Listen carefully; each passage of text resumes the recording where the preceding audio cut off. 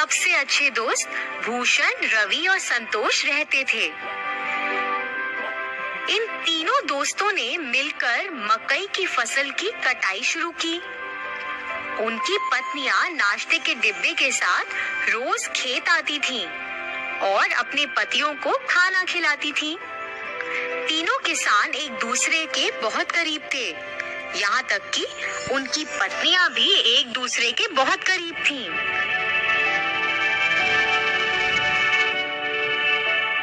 तीनों ने बहुत मेहनत की और बदले में उन्हें बहुत अच्छी फसल मिली।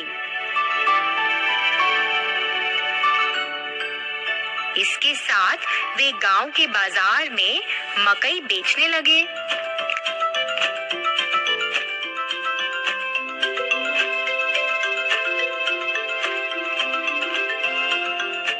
कुछ ही समय में स्वाद और मिठास के कारण सभी मकई भुट्टे बिक गए और दिन के अंत में उन्हें खूब कमाई हुई। उन्हें जो भी मुनाफा मिलता था वह उस पैसे को अपनी पत्नियों को भविष्य में उपयोग के लिए दे देते थे। उन तीन दोस्तों के लिए फसल काटना, खेत में देखभाल करना। तीनों किसान अपनी दिनचर्या में व्यस्त हो गए।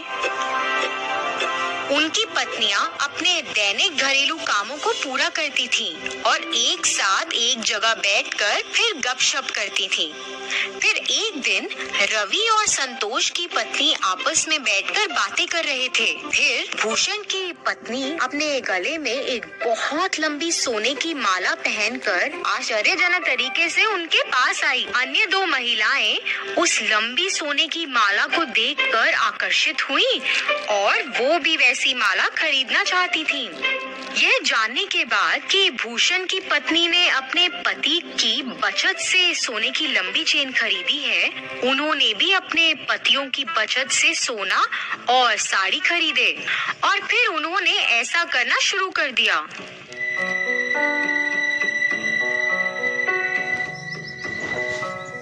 पतियों ने अपनी पत्नियों को सोने की माला और महंगी साड़ी पहने देखा और उनसे इसके बारे में पूछा। ऐसा बेफजूल खर्च पर पैसा बर्बाद करने के कारण वह सभी अपनी पत्नियों से नाराज थे और तीनों गुस्से में घर से निकल गए और सीधे खेत में आ गए। तीनों ने इस पर चर्चा की। वह उन्हें सबक सिखाना चाहते थे। उन्हें ऐसा लगा कि अगर वह अब सही निर्णय नहीं लेंगे तो भविष्य में नुकसान उठाना पड़ सकता है। इसलिए वे एक विचार लेकर आए जो इस मामले में उनकी मदद कर सकता था। इसे लागू करने के लिए सभी घर वापस गए। हमारे भविष्य के बारे में बिना सोचे तुमने हमारी बचत को बर्बाद कर दिया। इसके बदले में तुम्हें एक व्यवसाय या नौकरी करके अपने सोने और साड़ियों के मूल्य जितना पैसा कमाना पड़ेगा।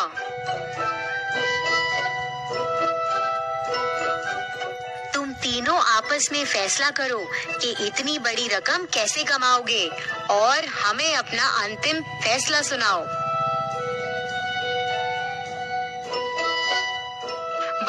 हमें बस ये बताएं कि आप तीनों कब शुरू करने जा रहे हैं। जल्दी निर्णय लो। आप महिलाओं के पास सिर्फ 30 दिन हैं।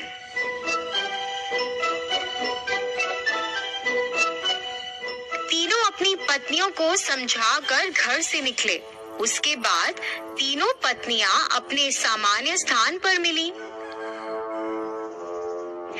30 दिनों में इतनी बड़ी कमाई कैसे संभव है? इतनी बड़ी रकम कमाने के लिए हमें ऐसा व्यवसाय शुरू करना होगा जो इस गांव में अभी तक नहीं है। यह क्या व्यवसाय हो सकता है? तीनों ने खूब चर्चा की।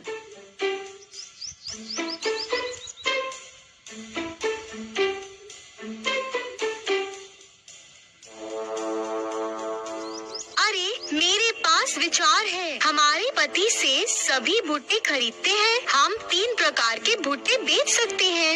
एक कच्चे, फिर एक तले हुए और एक वो जिस पर नींबू, नमक और काली मिर्च का लेप हो। अन्य 2 महिलाएं भी भूषण की पत्नी से सहमत थी। वे तीनों अपने पतियों के पास गईं और अपने विचार के बारे में बताया। उनकी बात सुनकर तीनों किसानों ने सहमति जताई।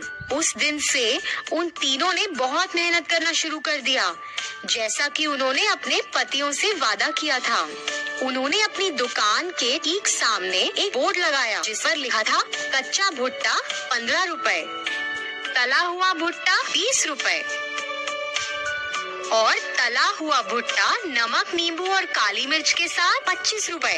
एक महिला ने भुट्टे का छिलका उतारा, दूसरी ने भुट्टे को भूना और तीसरी ने भुट्टे पर नींबू, नमक और काली मिर्च का लेप लगाया। बाद में उन्होंने उसे बेचकर पैसे कमाए। हालांकि ये महंगा था, पर फिर भी लोगों ने उसे खरीदना शुरू किया। 2 दिनों में ही काफी लोग भुट्टे लेने के लिए आए।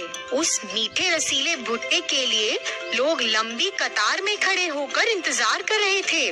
दिन के अंत में उन्होंने भुट्टे बेचकर 6000 रुपए कमाए।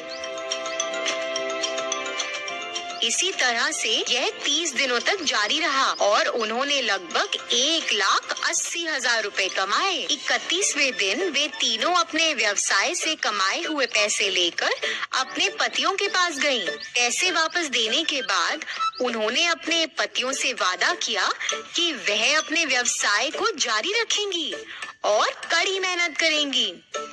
इसी तरह तीनों महिलाओं को पैसों और मेहनत का मूल्य पता चला। उन्हें अपनी गलती का एहसास हुआ। उन्होंने पहले की गई गलती को कभी नहीं दोहराया। उन्होंने अपने पतियों के काम में हाथ भी बटाया। बहुत सारी कमाई के साथ वे नाम और प्रसिद्धि के साथ खुशी से रहते थे।